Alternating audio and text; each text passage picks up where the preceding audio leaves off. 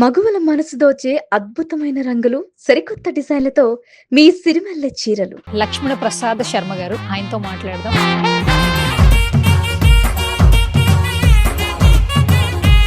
14, 15, 16 తేదీలు చాలా విశిష్టమైనవి. అంటే బుధవారము గురువారం మాత్రమే ముహూర్తాలున్నాయి.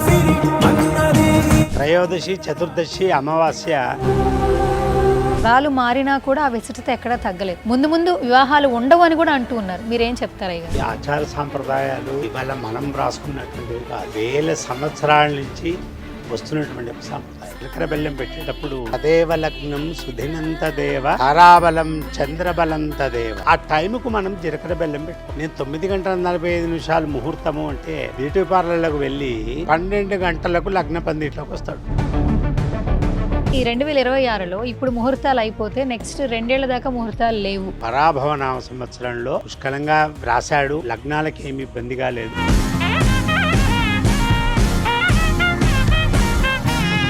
హాయ్ హలో నమస్తే, దిస్ ఈ Suvarna. Welcome to Suman TV. Right ను మనతో పాటు స్టూడియోలో ఉన్నారు అయ్య గారు, లక్ష్మణ ప్రసాద్ శర్మ గారు. ఆయనతో మాట్లాడదాం అసలు లగ్నాల గురించి. అలాగే ఇన్స్టాగ్రామ్ ఓపెన్ చేస్తుంటే ఈ నెలలో చాలా మంచి రోజులు ఉన్నాయి, ఆ రోజుల్లో మన మనసులో ఏదనుకుంటే అది నెరవేరుతుంది అని చెప్తూ ఉన్నారు.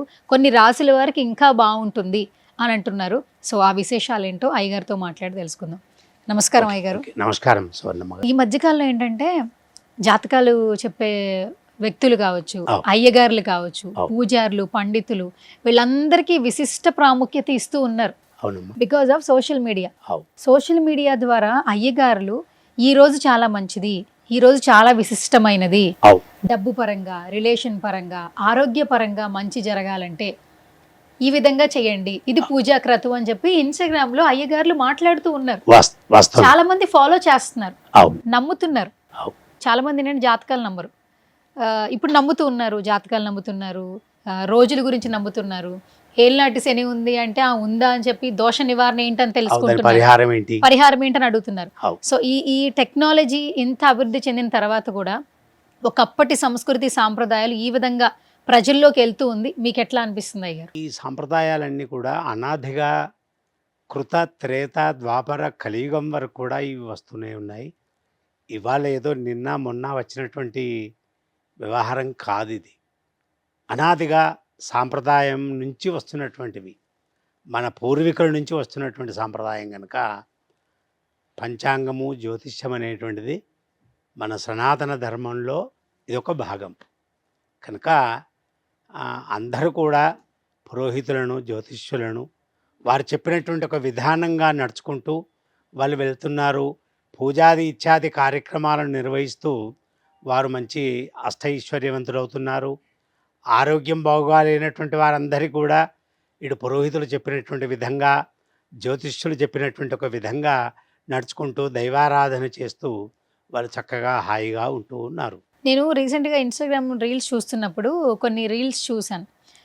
ఎవరైతే గత కొన్ని సంవత్సరాల నుంచి ఏలినాటి శని అనుభవిస్తున్నారో, ఏలినాటి శనిలో బ్రతుకుతున్నారో వాళ్ళందరూ ఈ తేదీలలో మీరు ఆలయానికి వెళ్తే చేయాల్సిన పూజా కార్యక్రమాలు అని చెప్తున్నారు. పర్టికులర్గా మే నెలలో 16వ తారీఖున శనివారం వచ్చింది. సో ఆ రోజు మీరు విశిష్టంగా భావించి దగ్గరలో ఉన్నటువంటి శనిదేవుని దగ్గరికి వెళ్ళి మీరు మన నువ్వుల నూనెతో పూజ చేసుకుంటే మీకు చాలా మంచి జరుగుతుంది అంటున్నారు. సో ఏంటి అసలు? ఆ రోజు శనివారం రోజున వైశాఖ బహుళ అమావాస్య అవుతుంది. మామూలుగా శనివారము అమావాస్యతో కూడుకున్నటువంటిది రావడం అనేది చాలా అరుదుగా ఉంటుంది కనుక ఆ అమావాస్య రోజున, శనివారం రోజున ఉదయం స్నానం చేయగానే దేవాలయంలోకి వెళ్ళి శనేశ్వరునికి తైలాభిషేకం చేసుకోవాలి. బ్రాహ్మడు చేత వారు గోత్రనామాలు చెప్పి అష్టోత్తర శతనామావళి శనేశ్వర స్తోత్రంతో శతనామావళి చదువుతూ ఉంటారు. యజమాని శనేశ్వరుని యొక్క శిరస్సు పైన శనేశ్వరాయ నమః అనుకుంటూ ఆ తిలలు, ఆ నూనె శని భగవానుని మీద పోస్తూ ఉంటే ధూపము, దీపము, నైవేద్యము పెట్టిన తర్వాత ఎవరైతే బ్రాహ్మణుడు మంత్రం చెప్పాడో ఆ బ్రాహ్మణుడికి 1 కేజీ తెల్ల నువ్వులు బ్లూ కలర్ జాకెట్ బట్టలో పోసి ఆ బ్రాహ్మడికి దానం చేసినట్టుంటే 7 ఏళ్ళని అర్థం శని. దాన్ని సాడే సాతు శని అంటారు. లేదా అర్ధాష్టమ శని, 4 శని. మామూలుగా 7.5 సంవత్సరాల శనినైనా తట్టుకోవచ్చు. కానీ అర్ధాష్టమంలో ఉండేటువంటి ఒక శనిని తట్టుకోవడం చాలా కష్టంగా ఉంటుంది.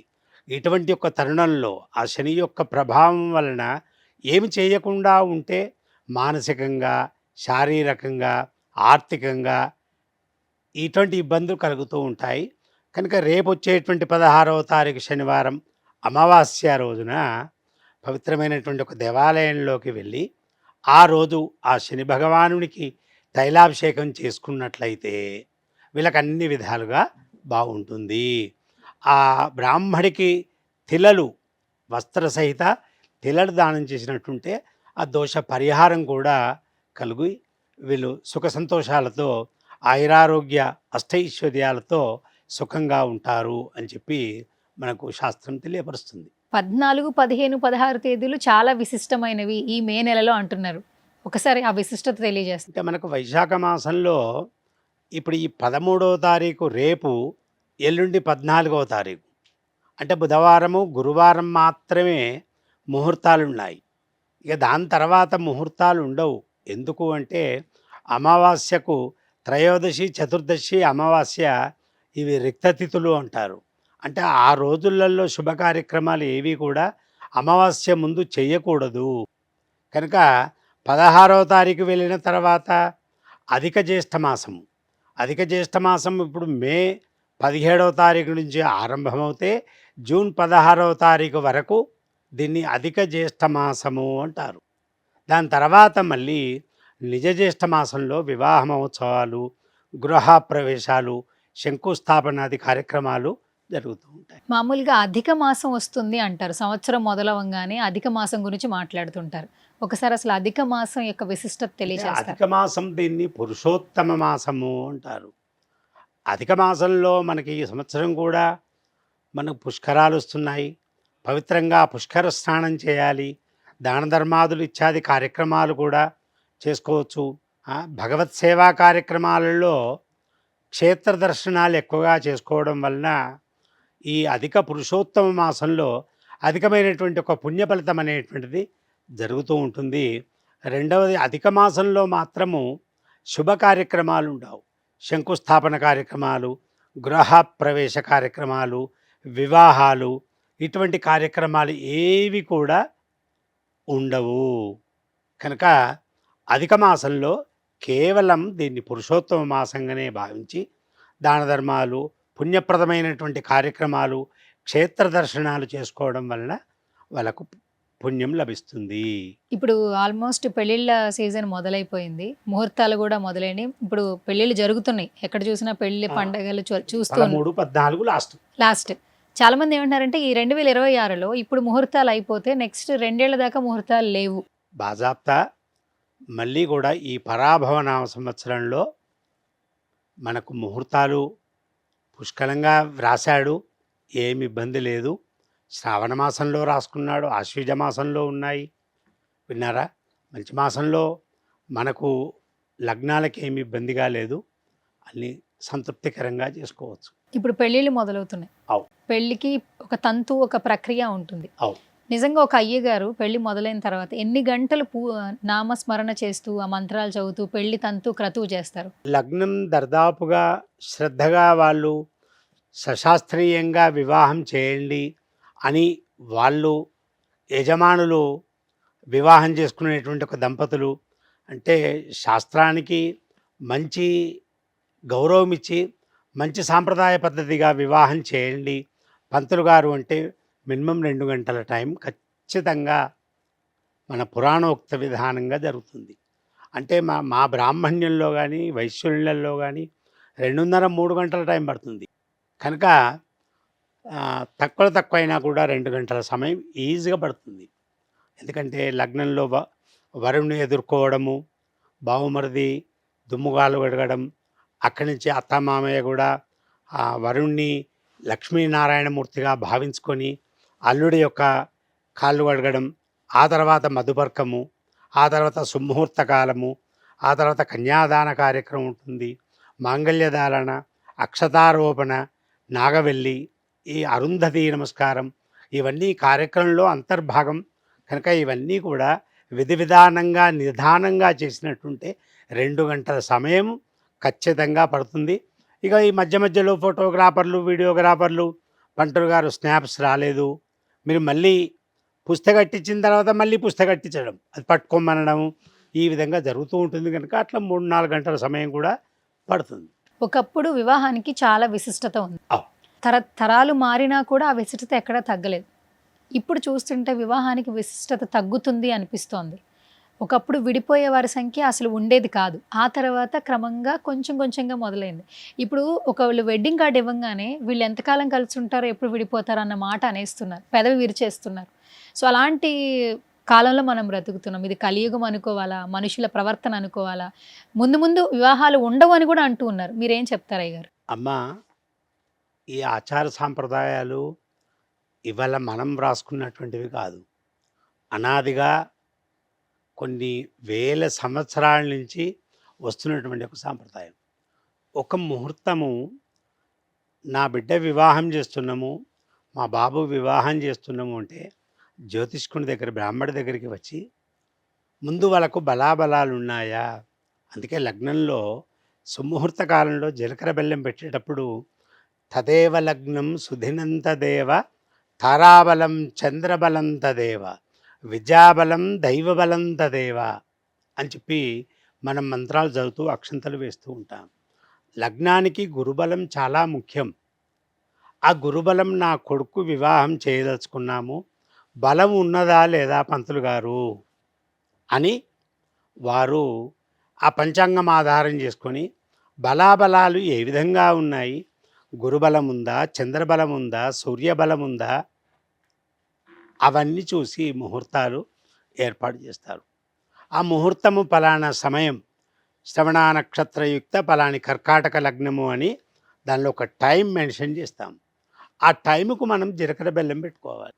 నేను 9:45 ముహూర్తము అంటే ఆ పిల్లగాడు బ్యూటీ పార్లర్లకు వెళ్ళి సుమారుగా వాళ్ళు 12 గంటలకు లగ్న పందిట్లోకి వస్తాడు. బ్రాహ్మడు అక్కడనే కూర్చోవాలి, వెయిటింగ్ చేసుకుంటూ కూర్చోవాలి. నేను ఇచ్చిన సమయం ఎప్పుడు, వాళ్ళు చేసుకునే సమయం ఎప్పుడు జీలకర్ర బెల్లం పెట్టించాలి? భోజన సమయము 1 గంటకు భోజనం అంటే గా టైంకు పిల్లగాడు బ్యూటీ పార్లర్ నుంచి వస్తూ ఉంటాడు. ఎక్కడదమ్మా సుముహూర్త కాలము అంటే చక్కగా వాటిని ఆచరించి తీరాలి.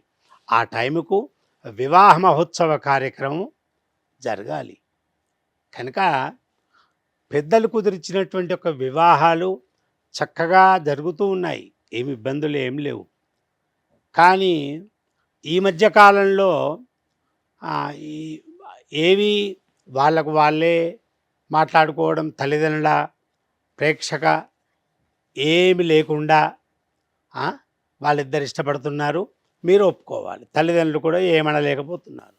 ఎక్కడంటే నా కొడుకు దూరం అయిపోతాడో, ఎక్కడ ఏమన్నంటే నా బిడ్డ దూరం అయిపోతుందో అనేటువంటి ఒక భావన చేత వాళ్ళు కూడా సరే అని చెప్పి ఒప్పుకుంటూ ఉన్నారు. కనుక ఏదైనా పూర్వీకులు ఎవరైతే మన పెద్దలు నిర్ణయించినటువంటి ఒక సమయానికి సశాస్త్రీయమైనటువంటి విధి విధానంగా పోయిన వాటికి చాలా అరుదు, తక్కువ, అట్లా ఇష్టపూర్తిగానే అవన్నీ జరుగుతున్నాయి. కానీ ప్రేమ వివాహాలే కొన్ని ఆటంకం జరుగుతూ ఉన్నాయి. అవి కరెక్ట్ విధానం కాదు. పెళ్ళిళ్ళు అనగానే అప్పటి నుంచి ఇప్పటి వరకు కూడా అందరూ చెప్పే మాట ఏంటంటే, ఎవరికైనా సరే ఒక తోడు అనేది స్వర్గంలోనే నిర్ణయిస్తుంటారు. పెళ్ళిళ్ళు స్వర్గంలో జరిగిపోతాయి. ఆ జరిగిన పెళ్ళిళ్ళే కింద మనం బ్రహ్మదేవుని ఆజ్ఞ వల్ల పెళ్ళిళ్ళు జరుగుతున్నాయి అంటారు. ఇది ఎంతవరకు నమ్మచ్చు? ఒకటి అమ్మా, మనకి ఉత్తమమైనటువంటి మానవ జన్మ రావడమే మనం పూర్వజన్మ సుకృతంగా భావించాలి. ఇవాళ ఈడు జోడు అని చెప్పి అనుకుంటాం. భార్యాభర్తలుగా మనకి ఈ కాలంలో కలిసి మెలిసి ఉండేటువంటి ఒక భాగ్యం కలిగింది. మళ్ళీ వచ్చేటువంటి జన్మ మనకి ఏ జన్మ వస్తుందో మనం ఏం తెలుసుకోగలుగుతాము? మనం చేసేటువంటి ఒక ఇత్యాది కార్యక్రమాలను పురస్కరించుకొని మళ్ళీ మనకి ఈ మానవ జన్మ వస్తుండొచ్చు, రాకపోతుండొచ్చు. కానీ ఈ జన్మ వచ్చినప్పుడు భార్యాభర్తలుగా వివాహం జరగడం అనేటువంటిది అది పూర్వజన్మ సుకృతంగా భావించాలి. అందుకే వివాహంలో పెద్దల ఆశీర్వచనాలు అందరూ వచ్చి అక్షంతలు ఏమి ఇస్తారు, మీరిద్దరు కూడా అన్యోన్యమైనటువంటి ఒక దాంపత్య జీవితం సుఖంగా సంతోషంగా నవ్వుతూ 100 కాలాల పాటు సుఖ సంతోషాలతో ఉండాలి అని ఆశీర్వదిస్తారు. దాన్ని దాంపత్య జీవితము అంటారు. కానీ నిరంతరంగా ఇద్దరు కూడా గొడవలు పెట్టుకుంటే దాన్ని దాంపత్య జీవితంగా భావించరు. అందుకే లక్ష్మీనారాయణ స్వరూపో వరాయ, ఆయనను లక్ష్మీ నారాయణమూర్తిగా భావించుకొని వారి యొక్క దాంపత్య జీవితం కూడా అదే విధంగా కొనసాగాలని చెప్పి ఇటు బ్రాహ్మణులు వేదాశీర్వచనము చేస్తూ ఉంటారు.